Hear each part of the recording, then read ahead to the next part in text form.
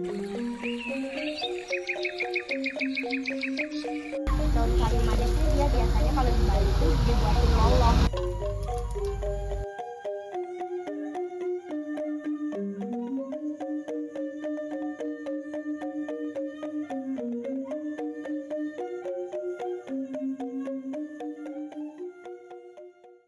Bali merupakan salah satu pulau di Indonesia yang kaya akan budaya dan kearifan lokal, termasuk dalam hal pengolahan minuman tradisional. Salah satu minuman tradisional yang masih dilestarikan hingga saat ini adalah lolah, yaitu minuman herbal khas Bali yang dibuat dari berbagai jenis daun alami dan dipercaya memiliki banyak manfaat bagi kesehatan.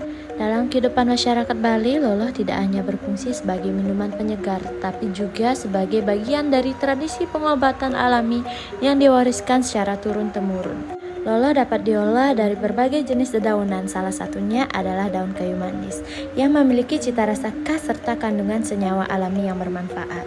Pada video ini kami akan membahas proses pembuatan loloh kayu manis serta mengkaji konsep etnomatematika dan sains yang terkandung di dalamnya. Untuk membuat loloh kayu manis diperlukan beberapa bahan utama yang akan digunakan dalam proses pembuatannya. Bahan yang digunakan meliputi 100 gram daun kayu manis, 1 liter air, setengah sendok makan garam, dan 1 buah jeruk nipis. Perbandingan utama dalam pembuatan loloh ini adalah 1:10 antara daun dan air. Sedangkan garam dan jeruk nipis berfungsi sebagai penyeimbang rasa yang jumlahnya lebih kecil, yaitu sekitar 0,5 hingga 1% dari volume air yang dapat disesuaikan dengan selera masing-masing. Tahap pertama dalam pembuatan loloh adalah pengambilan kayu manis secara langsung dari tanamannya. Daun yang dipilih adalah daun yang masih muda hingga setengah tua karena memiliki kualitas yang lebih baik untuk diolah menjadi minuman.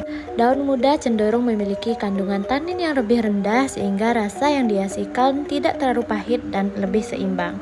Selain itu, minyak atsiri pada daun muda memberikan aroma yang lebih segar dan tidak terlalu tajam. Struktur daun yang masih lunak juga memudahkan proses ekstraksi sehingga zat-zat yang terkandung di dalamnya lebih mudah keluar saat proses pengolahan. Dalam tradisi pengobatan Bali atau usada, daun kayu manis dimanfaatkan karena mengandung senyawa aktif yang bermanfaat sebagai antioksidan dan antibakteri.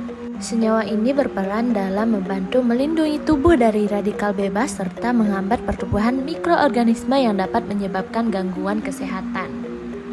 Sebelum daun dipilih, tahap selanjutnya adalah mencuci dan mempersiapkan bahan sebelum diolah. Daun dicuci menggunakan air bersih yang mengalir untuk menghilangkan kotoran, debu, serta mikroorganisme yang menempel pada permukaan daun. Proses pencucian ini penting untuk menjaga kebersihan dan keamanan minuman karena mikroorganisme seperti bakteri dapat memengaruhi kualitas dan kesehatan jika tidak dibersihkan dengan baik.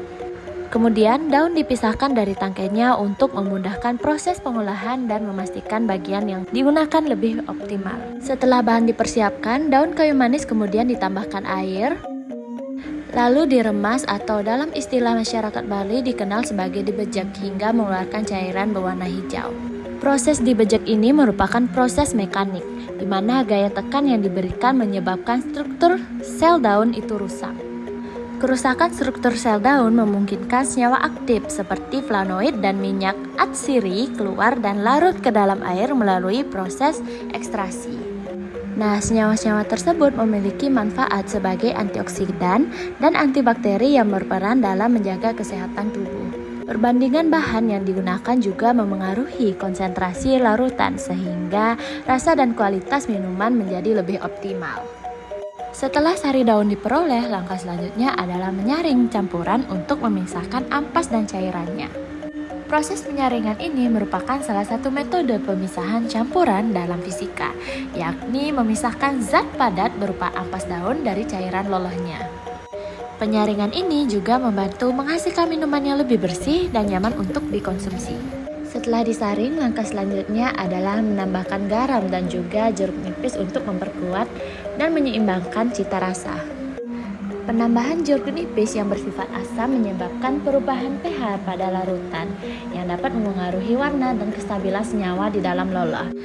Perubahan ini dapat menyebabkan terbentuknya sedikit endapan yang terjadi akibat perubahan kelarutan senyawa dalam larutan setelah ditambahkan zat asam.